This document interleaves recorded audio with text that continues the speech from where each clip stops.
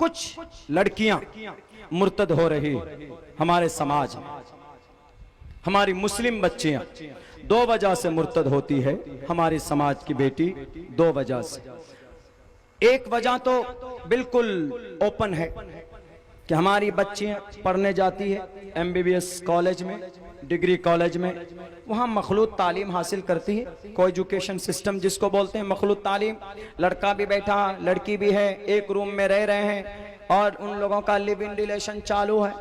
Live in relation इज्जतदार लफ्ज है, live in relation, live in relation. हम लोग लिव इन में रहते हैं, समझ जाइए, नाजायज संबंध में रहते हैं। बड़ा खूबसूरत लफ्ज नाम है, लिव इन में रहते हैं। नाजायज संबंध माना जाता है इस्लाम में, दुनिया की नजर में नहीं। दुनिया वाले कहेंगे जायज है। इस्लाम की नजर में निकाह से पहले कोई किसी औरत को देख नहीं सकता, टच नहीं कर सकता, छू नहीं सकता, बात नहीं कर सकता। इस्लाम में यह है। हाँ, शादी हो जाए, कुछ भी करो, पूरे दिन बैठकर देखो अपनी बीवी को, देखने पर सवाब। पूरे दिन, पूरे साल लेकर पूरी दुनिया में घुमाते रहें, आपके लिए, आपको वसअत दिया, आपके लिए सवाब है। लेकिन शादी से पहले जायज नहीं है इस्लाम। तो कुछ बच्चियां हमारी हायर स्टडीज के चक्कर में जाती हैं, वहां पर देखा उनका लड़का, उनका बॉयफ्रेंड, लड़का दोस्त, देखा कि भाई बड़ा अमीर है, मालदार है। अब ये बच्ची लालच में आकर के कभी कभी बच्चियां हमारी चले जाती हैं, ईमान का कोई वो नहीं, लिबरल हो जाती। उनसे पूछो कि बेटी तुमने ऐसा क्यों किया, क्या बोलती? It's my choice, it's my life, हम जो करें। आप क्या कहेंगे उस वक्त में? वो न्यूज के रूम में एक लेडी क्या बोल रही है, मैं नाम उसका नहीं लूंगा, लॉयर है कोई, वही जो मौलाना साहब है, मौलाना साहब को मारे, नीम मुल्ला साहब को मारा, उनको थप्पड़ जोर से। नहीं करना चाहिए, उनको जाना ही नहीं चाहिए। किसी भी आलिम दीन को न्यूज के किसी स्टूडियो में जाने की जरूरत ही नहीं है, मत जाइए। जिनको जो बोलना, जैसे बोलना है बोले। किसी को समझना होगा तो आइए, समझा देंगे बढ़िया से। अपने पाठशाले में आइए, अपने स्कूल में आइए, अपने लाइब्रेरी में आइए, वहां समझा देंगे।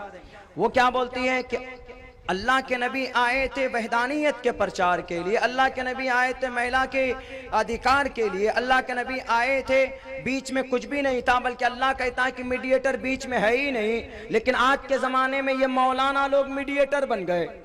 अरे ये मौलाना मीडिएटर नहीं है, ये अंबिया के वारिस हैं। अल्लाह ने इनकी तारीफ की है कुरान में, इन्नमा यख्शल्लाह मिन इबादिहिल उलमा। पागल औरत, तुमको नहीं समझ में आता, ये उलमा मीडिएटर नहीं है। उलमा अगर कोई बात हमारे समाज की बच्चियों आपको बताते, ये अपने घर से नहीं बताते, बल्कि शरीयत की रोशनी में बताते। नबी और सहाबा के बाद इस जमीन पर कोई पवित्र तरीन जमात है तो हमारे उलमा किराम की जमात है। गनीमत जानिए इनके वजूद को।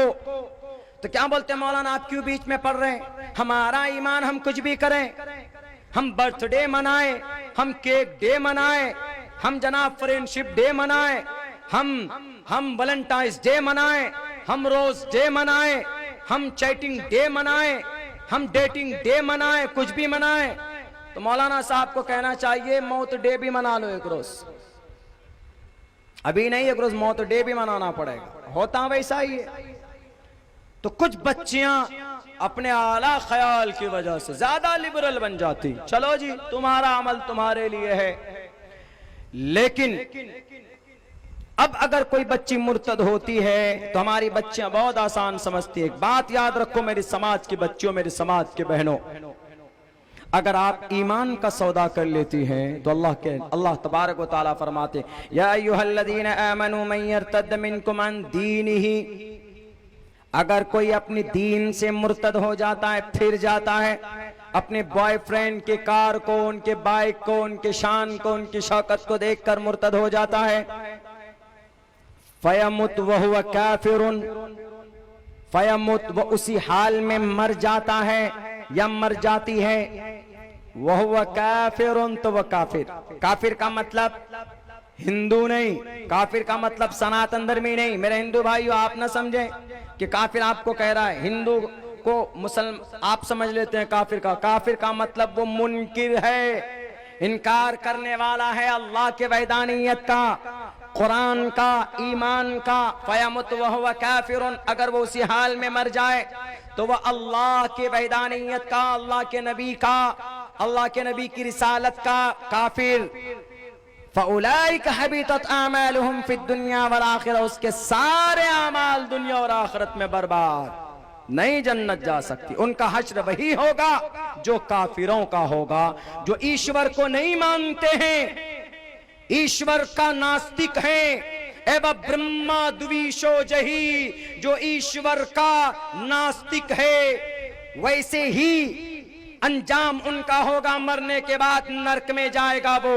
समाज की बेटियों, ईमान को अगर तुमने बेचा अपने आला तालीम की वजह से, ओपन माइंड होने की वजह से, तो आप बहुत बड़ी गलती करती हैं। इस जमीन पर अल्लाह की तरफ से जो अनमोल दौलत ईमान है, अल्लाह के खजाने में इससे बड़ी कीमती दौलत कोई नहीं है। आप अपनी खुशहाल जिंदगी की वजह से अपने बॉयफ्रेंड को उनकी चमक धमक देखकर अपनी कीमती ईमान जैसी दौलत को आप मत बेचो, इसीलिए कि मरने के बाद आपको कभी भी जन्नत नहीं मिल सकती है।